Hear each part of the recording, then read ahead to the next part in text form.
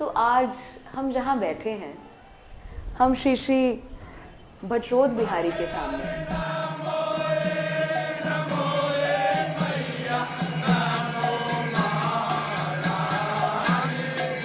अंतकाले च मामेव स्मरन् मुक्त्वा कलेवरम् यः प्रयाति समद्भावं याति नास्ति अत्र संशयः। यही है ना गोल ऑफ लाइफ, कि अपने लास्ट मोमेंट पे बस कृष्ण के दर्शन हो जाएं। पर जब कृष्ण के दर्शन होंगे आप पहचानेंगे कैसे? क्योंकि कृष्ण अकेले तो आएंगे नहीं, अपने अनेक अनेक गोप सखा जन के साथ आएंगे और किसी का भी रूप कृष्ण से कोई कम सुंदर नहीं होगा। तो कैसे पहचानेंगे हम कृष्ण को? पर कृष्ण की प्रिय ब्राह्मण पत्नियों ने एक झलक में कृष्ण को पहचान लिया। रोज कृष्ण बलराम अपने गोप सखा के साथ गायों को चराने वन में जाया करते थे, पर आज वो थोड़ा जल्दी निकल गए थे घर से। रोज ब्रेकफास्ट करके लंच पैक करके निकला करते थे, पर क्योंकि आज कृष्ण को चीर घाट से गोपियों के वस्त्र चुराने थे तो थोड़ा घर से जल्दी प्रस्थान कर दिया था। इस चक्कर में लंच तो लेकर नहीं गए। अब वन के इतने अंदर पहुंच गए कि वहाँ पर कुछ खाने का प्रोविजन नहीं। अब बच्चे बेचारे गायों को चरा चरा के थक गए थे और भूख बहुत ज़ोर से लगी थी। कृष्ण को परेशान करना शुरू कर दिया था सबने कि भूख लगी है, कुछ तो अरेंजमेंट करो, तुम तो ब्रज के राजा हो, तुम्हें कौन खाना नहीं देगा। तो कृष्ण ने एक सुझाव दिया। आराम से पेड़ के नीचे पाँव पे पाँव रख के बैठे हुए थे और मुस्कुरा रहे थे कृष्ण। एक सुझाव दिया कि यहीं पास में एक कुछ ब्राह्मण हैं जो यज्ञ कर रहे हैं, वहाँ जाओ और उनसे कुछ खाने की याचना करो, वो अवश्य तुम्हें कुछ खाना देंगे। बहुत समय से वो कुछ यज्ञ तपस्या और अनुष्ठान करने में लगे हैं, बहुत शुद्ध भक्त हैं वो लोग। अब भूख से तो हालत बुरी थी, तो कोई भी बात मानने को तैयार हो गए सखाजन और कृष्ण बलराम की बात सुनकर उन ब्राह्मणों के यज्ञशाला में पहुंच गए। और जैसा कि कृष्ण बलराम ने कहा था कि बहुत अच्छा यज्ञ कर रहे हैं, बहुत समय से यज्ञ करने में लगे हुए हैं, उन्होंने ऐसा ही कुछ देखा। कई सारी यज्ञशाला में बहुत से ब्राह्मण इकट्ठे मिलकर यज्ञ कर रहे थे, पर कुछ ऐसा हुआ कि सखा बिल्कुल भौचक्का रह गए। उन्होंने जाकर प्रणाम करा और बताया कि हम कृष्ण बलराम के सखा हैं और उन्होंने हमें यहाँ भेजा है आपके पास कुछ खाने की याचना करने। वो बहुत भूखे हैं। ये नहीं बोला कि हम बहुत भूखे हैं, ये बोला कि वो बहुत भूखे हैं, क्योंकि पता है कि हम तो कौन ऐसी पर्सनालिटी है, हमें क्यों खाने को मिलेगा। पर कृष्ण बलराम क्योंकि भूखे हैं तो कोई भी खाने को दे देगा। और उन्होंने ऐसा याचना करी। पर हैरानी की बात ये थी कि यज्ञ करते हुए ब्राह्मणों ने उनकी तरफ देखा तक नहीं। वो आगे पीछे डोलते रहे, प्रणाम करते रहे और कुछ कुछ बोलते रहे, पर फिर भी ब्राह्मणों ने उनकी तरफ नहीं देखा। निराश होकर वापस आ गए। तो कृष्ण बलराम ने उनसे पूछा, क्या हुआ, खाली हाथ आए हो? तो उन्होंने कहा, वहाँ पर हमें बस खाने को उनके यज्ञ का धुआं ही मिला और कुछ नहीं मिला। उन्होंने तो हमारी तरफ देखा तक नहीं। तो कृष्ण को तो पता था कि कुछ ऐसा ही होने वाला था। तो एवरीथिंग इज कृष्णाज अरेंजमेंट, और ये भी प्लान था। तो कृष्ण ने नेक्स्ट स्टेप बताया कि अच्छा, ब्राह्मणों के पास मत जाओ, उनकी यज्ञशाला के पीछे ही कुछ ब्राह्मण पत्नियां रहती हैं, उन्हीं की ब्राह्मण पत्नियां रहती हैं, उनके पास जाकर याचना करो। वो अवश्य तुम्हें कुछ खाने को देंगी। उनका हमारे प्रति बहुत घनिष्ठ प्रेम है। ब्राह्मण तो अपनी कुछ कुछ ऐसी इच्छाएं पूरा करने में लगे हुए थे कि उनके सामने आगे से उनको मौका मिला कृष्ण बलराम की सेवा करने का, तो उन्होंने उसे ठुकरा दिया। तो आजकल भी कुछ ऐसा ही होता है। लोग कई सारी चीज़ें करते हैं, कई सारे पुण्य कर्म करते हैं, कई सारी देवी देवताओं की पूजा पाठ में लगे रहते हैं। क्यों? कि ताकि उनकी कुछ भौतिक इच्छाएं पूरी हो जाएं। और उनके सामने से भी जब उनको कृष्ण भक्ति करने का कुछ मौका मिलता है, कुछ अपॉर्चुनिटी मिलती है, वो उसे भी ठुकरा देते हैं। ऐसा क्यों? क्योंकि सबको पता है कि कृष्ण जो है वो चित्त, हृदय, मन सब कुछ हर लेते हैं। फिर इंसान अपनी जो इंद्रियां हैं वो उसको खुद से कंट्रोल नहीं करता, फिर इंद्रियों का को कंट्रोल कौन करता है? स्वयं कृष्ण करते हैं। तो यही हाल कुछ इन ब्राह्मणों का भी था। आगे से जब उन्हें कृष्ण की सेवा का मौका मिला फिर भी उन्होंने कुछ नहीं किया, ठुकरा दिया। तो अब नेक्स्ट स्टेप कृष्ण ने क्या बताया था कि ब्राह्मण पत्नियों के पास जाना है। तो सखा पहुंच गए ब्राह्मण पत्नियों के पास। अब उनकी आदत थी, उनको पता था कि यहाँ ब्रज में जो भी स्त्रियां हैं वो कृष्ण बलराम के बारे में सुनते ही उनके ऊपर एकदम फ्लैट हो जाती है। तो जाते ही क्या शुरू कर दिया? प्रणाम ब्राह्मण पत्नियों, हम कृष्ण बलराम के सखा हैं, वही कृष्ण बलराम जिन्होंने पूतना का वध किया, कालिया का वध किया, अघासुर बकासुर सबका वध किया। तो इतनी ग्लोरीज गाई कि कोई रेजिस्ट ना कर पाया अट्रैक्ट हुए बिना, जबकि उनको पता नहीं था कि ये सब ग्लोरीज ये ब्राह्मण पत्नियां ऑलरेडी सुन चुकी थी। नेक्स्ट रिएक्शन लेकिन ब्राह्मण पत्नियों का थोड़ा सा सखाओं को थोड़ा डरा गया। उनके आंखों से अश्रु विसर्जन होने लगा, उनका शरीर कांपने लगा, उनका रोम रोम कंपित हो उठा। तो हैरान हो गए कि ये ऐसे बॉडी रिएक्शंस क्यों हो रहे हैं। ऐसा इसलिए था क्योंकि आज तक इन ब्राह्मण पत्नियों ने ब्रजवासियों से कृष्ण बलराम के बारे में बहुत सुना था, और ये सुनते सुनते वो कृष्ण बलराम को अपना हृदय दे चुकी थी। और मन ही मन उनकी बस ये एक इच्छा, ये एक डिज़ायर थी कि कभी हमें कृष्ण बलराम के दर्शन हो पाए। और आज आगे से उनके लिए ये मौका था, और सिर्फ दर्शन नहीं, सेवा का मौका था। तो ब्राह्मण पत्नियों का ऐसा बॉडी रिएक्शन होना बहुत नॉर्मल सी बात थी। अब थोड़ा जो सखा डर गए थे, उन्होंने थोड़ा कोशिश करी कि वो लोग नॉर्मल कॉन्शियसनेस में आए, नॉर्मल चेतना में आए, और उन्होंने बोला कि अगर आप हमारी हेल्प कर सकते हैं, हमारी मदद कर सकते हैं, हमें कुछ खाने को दे सकते हैं तो प्लीज़ करो। तो ब्राह्मण पत्नियों ने चुपचाप कुछ नहीं किया, जाकर सब खाना परोसने लगी। सोने के स्वर्ण पॉट्स में उन्होंने सब खाना डाला, क्रिस्टल लिड से उनको कवर करा, अच्छे से कपड़े से उसको ढक कर सब कुछ लेके गई। हर टेस्ट का खाना था उसमें, हर प्रकार के खाने के व्यंजन लेकर गई।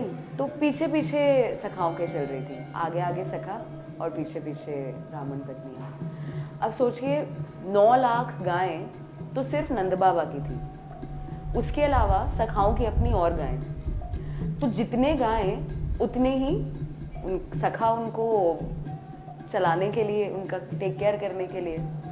तो कितनी गायें और कितने सखा जन थे वहाँ पर। तो जैसे ही ब्राह्मण पत्नियाँ वहाँ पहुँची, उन्होंने देखा कि इतने सारे सखा और इतनी सारी गायें हैं। अब क्या टास्क था कि कृष्ण बलराम को पहचाने कैसे?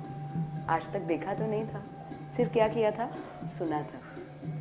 पर इस श्रवण मात्र से उनको क्या पता था कि कृष्ण क्या है, त्रिभंगी रूप में खड़े रहते हैं, और उनका जो कांति है, उनका जो वर्ण है वो कैसा है, जैसे बारिश के बादल होते हैं ना, हल्के हल्के ग्रे, हल्के हल्के ब्लैक, वैसा सा उनका कुछ रंग है ना। मोर पंख धारण करते हैं, और हमेशा कम वॉट में जो मर्जी प्रॉब्लम आ जाए लाइफ में, हमेशा चेहरे पर छोटी सी मुस्कान रहती है। तो ये उनके दिमाग में था कि हमें ऐसा कोई ढूंढना है। तो बीचों बीच एक सखा के कंधे पर अपना हाथ रखे और दूसरे हाथ में कमल का फूल घुमा रहे थे। घुमा तो कमल का फूल वो रहे थे, पर यहाँ इन ब्राह्मण पत्नियों के मन की जो हालत थी ना, वो पूरी तरह से घूमी हुई थी। उनको समझ नहीं आ रहा था कि ये कामदेव है, ये प्रेम का कोई मूर्ति है, ये कौन है जो ये इतना सुंदर है। सोचो, हम जब नॉर्मल मंदिरों में जाते हैं, हम डीटीज मूर्तियों को देखकर ही इतने अट्रैक्टेड हो जाते हैं। जब स्वयं कृष्ण हमारे सामने आएंगे तो कैसा महसूस होगा। इतने टाइम से जिनके बारे में इन ब्राह्मण पत्नियों ने सुना, इतने टाइम से इनके बारे में स्मरण किया, आज कृष्ण बलराम उनके सामने थे, पीतांबर वस्त्र और गले में जंगली फूलों की माला कुछ समझ नहीं आ रहा था कि ये कोई नाटक करने वाले हैं क्या। इतना सारा तैयार होकर वनों में कौन आता है भला। पर कृष्ण तो भाई उनका तो रोज का ही यही था कि पूरा सज धज के ही घर से बाहर निकलना था। कृष्ण की मधुर वाणी उनके कान में पड़ना शुरू हो गई थी। स्वागतम हे महाभागो, ये बोला कृष्ण ने कि आपका स्वागत है, आप यहाँ आए, हमारे लिए इतना सारा खाना लेके आई, हमारी सेवा कर रही हैं, आपका यहाँ स्वागत है और आपका बहुत बहुत धन्यवाद। कृष्ण ने उनके हृदय में अब प्रवेश कर कर उनकी सारी इंद्रियों को और उनके हृदय को अपने वश में कर लिया था। तो ये भी ना एक वॉलंटरी एक्शन है, ये हर किसी के साथ नहीं हो सकता। हर किसी का हृदय, हर किसी की इंद्रियां, हर किसी का चित्त कृष्ण अपने वश में नहीं करते। जब हम अलाउ करें, जब हम वो छोटी सी स्पेस दें कृष्ण को अपने हृदय में एंटर करने की, प्रवेश करने की, तभी कृष्ण हमारा हृदय अपने वश में करेंगे। तो यहाँ ब्राह्मण पत्नियाँ तो न जाने कब से वो स्पेस खाली छोड़कर बैठी थी कि कृष्ण आए, हमारे हृदय में प्रवेश करें। तो वो मधुर वाणी जो उनके कानों में अब पड़ रही थी, सडनली कुछ ऐसे क्रूर शब्द अब उनके कानों में पड़े, इससे ज़्यादा कठोर उन्होंने कभी कुछ नहीं सुना था। तो धन्यवाद तो बोल दिया कृष्ण ने, आगे क्या बोला, ठीक है अब आप अपने घरों को लौट जाइए, अपने पतियों के साथ पास जाइए और उनकी यज्ञ में सहायता कीजिए। इतनी शौक थी ब्राह्मण पत्नियां, क्या कुछ नहीं बोला कृष्ण को कि एक नदी जब एक पहाड़ से नीचे बहना शुरू हो जाती है, क्या वो वापस पहाड़ पर जा सकती है? वो नहीं जा सकती। तो हम कैसे अपने घरों को वापस लौट जाएं? सच में जब कृष्ण हमारे सामने होंगे, जब कृष्ण हमें अपना दर्शन देंगे, कैसे किसी का मन करेगा कि वो वापस अपने उसी जीवन में चला जाए जहाँ वो पहले था। तो समझ नहीं आ रहा था कि अब क्या करना है। उन्होंने ये तक बोला कि हमारे पति, हमारे भाई हमें कोई एक्सेप्ट नहीं करेगा, क्योंकि हम लड़ मर कर, हम पता नहीं क्या क्या बोलकर अपना सब पीछा छुड़ाकर आपके पास आएंगे। सबको इजीली नहीं आने दिया गया था। कई ब्राह्मणों ने अपोज करा कि तुम कहीं नहीं जा सकते, और कुछ ब्राह्मण पत्नियां तो आ तक नहीं पाई। पर जो सखाओं ने कृष्ण बलराम की ग्लोरीज गाई थी, वो उसी को मेडिटेट करके, उसी पर ध्यान लगाकर उन्होंने अपना भौतिक शरीर वहीं पर त्याग दिया।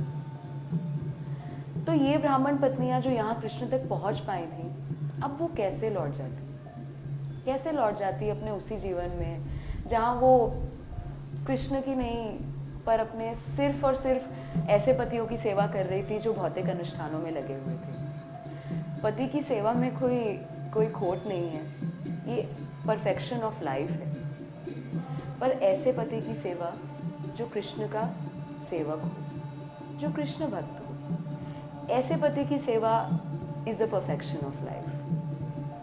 तो ब्राह्मण पत्नियों ने बोला कि हमें कोई एक्सेप्ट नहीं करेगा, हम अब आपके पास आ गए हैं, हमें कोई वापस नहीं लेगा अपने घरों में। तो कृष्ण ने उनको अश्योर करा कि वो सब मैं हैंडल कर लूँगा, आप चिंता मत करो, आप जाओगे जब तो आपको अपने आप एक्सेप्ट कर लिया जाएगा।